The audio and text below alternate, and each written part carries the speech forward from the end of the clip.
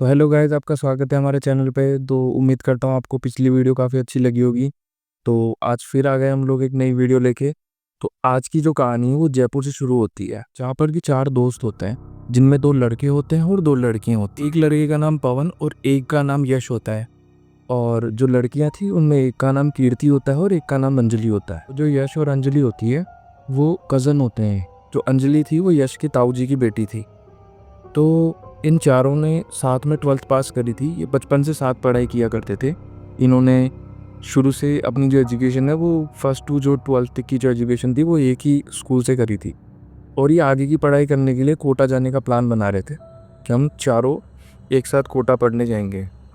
तो इन्होंने अपने घर वालों से परमिशन ली। घर वालों से भी इनको परमिशन मिली हुई कि हाँ ठीक है, तुम ऐसे रूम वगैरह लेके और वहाँ पे पढ़ सकते हो। तो जो पवन और यश था उसको एक कमरा था जो किराए पे काफ़ी सस्ते में मिल गया था। उनको जो फ्लैट था वो बिल्डिंग के सबसे टॉप फ्लोर पे मिला था, 5th फ्लोर पे, जिस पर कि उनको एक हॉल था और एक रूम था उनके लिए।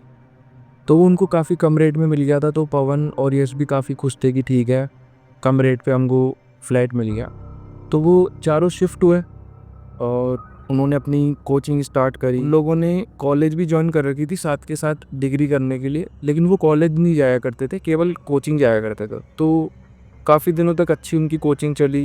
डेली चारों काफ़ी इंटेलिजेंट थे तो डेली कोचिंग जाया करते थे, पढ़ाई अच्छे से किया करते थे।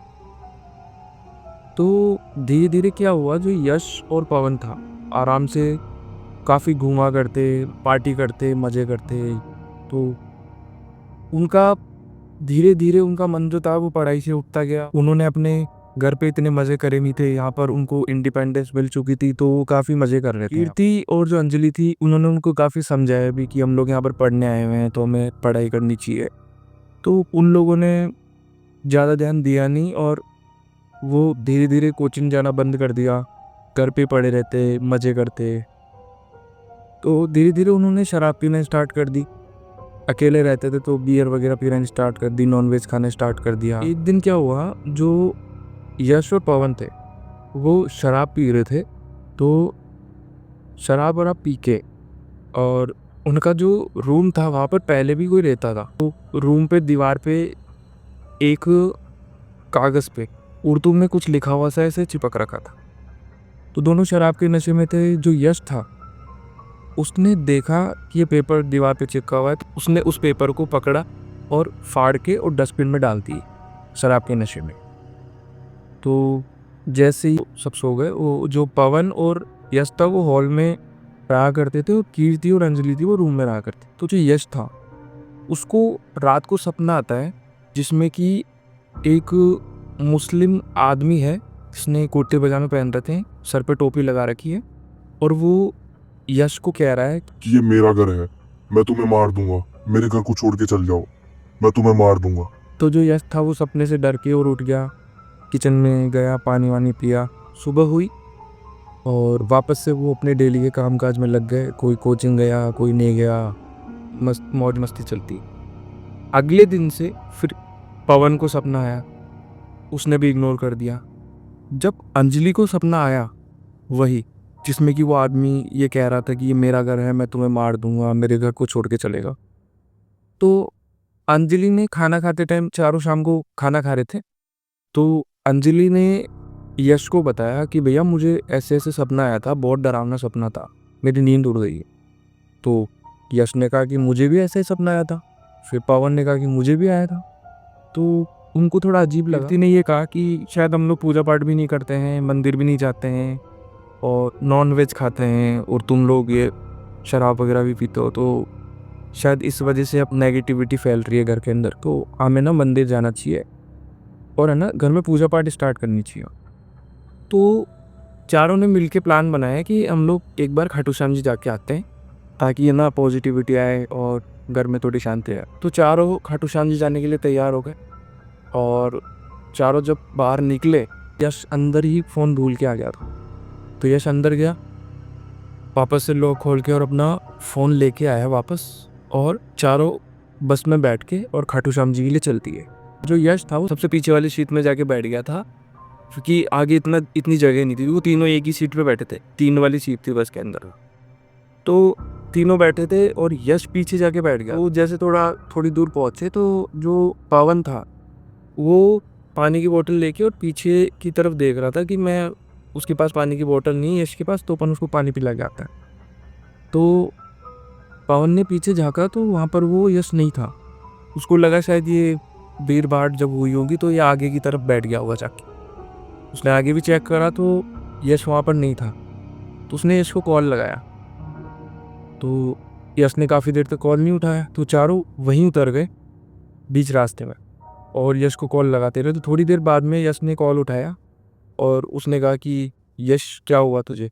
तो यश ने कहा कि यार पता नहीं, मैं अंदर फ़ोन लेने आया था तो मुझे अचानक से ऐसा लगा कि मुझे कमरे में किसी ने धक्का मारा और उसके बाद मुझे कुछ भी याद नहीं है कि मैं कैसे बेहोश हुआ। तो जो पवन, कीर्ति और अंजलि थी वो काफ़ी शॉक हो गए कि अगर तू वहीं पर रह गया था तो हमारे साथ कौन था? तो उनको लगा कि वो मजाक कर रहा है, कहीं ना कहीं उतरा।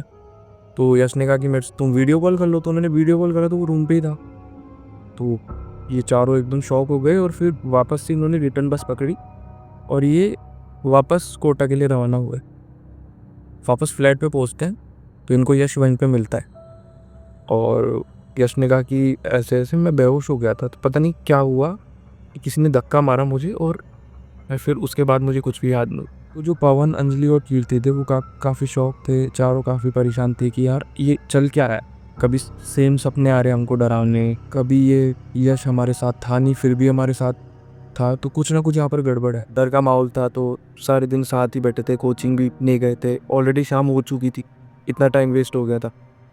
तो ऐसे ही रात हुई, खाना खाने बैठे तो यश था, उसने खाना देख के और चिल्लाने लग गया कि तुम लोगों ने नॉनवेज क्यों नहीं बनाई, मुझे नॉनवेज खानी, नॉनवेज खानी। तो पवन ने उसको डांटा कि ऑलरेडी इतनी गड़बड़ हो रही है और तुझे नॉनवेज का सूझ रहा है, और वैसे भी पब है ना कि घर में ना तो नॉनवेज बनेगी ना शराब वराब आएगी बिल्कुल, क्योंकि काफ़ी पहले से नेगेटिविटी फैली हुई है, कुछ ना कुछ गलत हो रहा है हमारे साथ। फिर जैसे ही रात हुई सब सो चुके थे तो जो यश था वो उठ के और किचन में गया।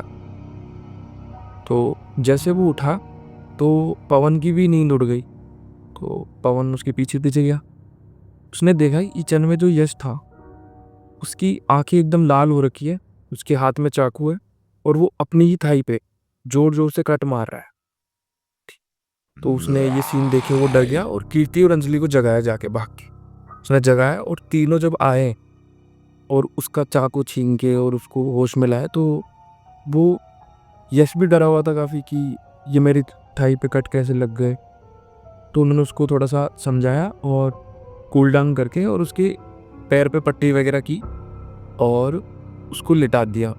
वो सो गया था। फिर जो पवन, अंजलि और कीर्ति थे उनको पूरी रात नींद नहीं आई।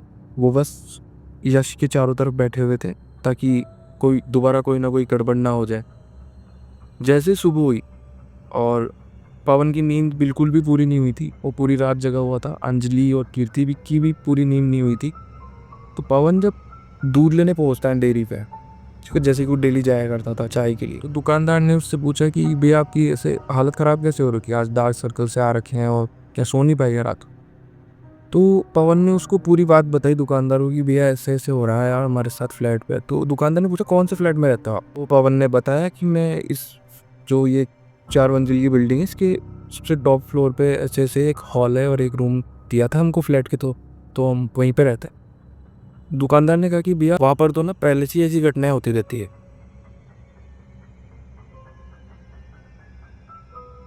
वहाँ पर एक मुस्लिम फैमिली रहा करती थी जिसमें हस्बैंड, वाइफ और एक उनकी बेटी थी।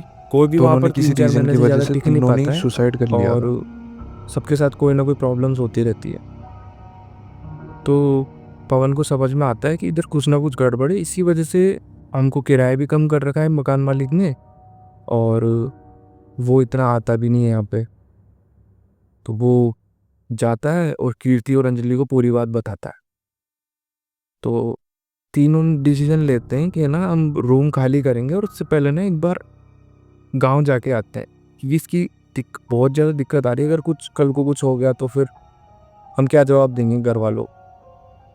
तो सबके सब वापस से जयपुर आते हैं। उनका जो घर था वो जयपुर के आउटर एरिया में था एकदम। यश को अपने घर पे लेके गए और उसकी मम्मी को, उसके पापा को, उसको पूरी पूरी बात बताई कि क्या क्या हो रहा था हमारे साथ में। तो जो यश था, उसके ताऊजी थे, उनमें भैरव बाबा की छाया आती थी। तो यश को भी उसके जो मम्मी पापा है वो वहाँ पर लेके गए, और जो यश था उसमें उस आदमी की आत्मा आई, और उसने भैरव बाबा के सामने ये कहा कि इन लोगों ने मेरा धर्म भ्रष्ट करा है, मेरे घर में इन्होंने शराब पी है, और जो मेरी दीवार पे जो जो भी मेरा रिलीजियस चीज़ लगी थी, शायद पता नहीं क्या कलमा या कुछ भी था वो, उसको उन्होंने शराब के हाथों से फाड़ा है। तो मैं इनको छोड़ूंगा नहीं, और इसको तो मैं लेके जाऊंगा साथ में, यश को तो मैं मारूंगा। तो भैरव बाबा ने उसको समझाने की कोशिश की, तो वो नहीं मान रहा था कि मैं तो इसको मारूंगा। तो थोड़ी देर उनका कन्वर्जेशन चली।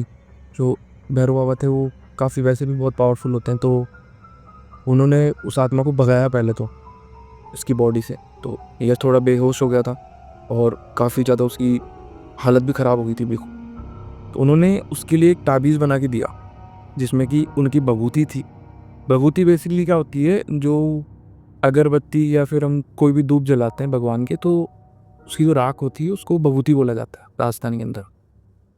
तो उस भभूति को एक लॉकेट में भर के एक लॉकेट बनाया, और कहा कि ये जो लॉकेट है ना, ये यश को पहनाओ, और इस लॉकेट को जब तक मैं ना कहूँ तब तक इसको मत खोलो, और वहाँ से ना इनका रूम शिफ्ट करवा दो कहीं और।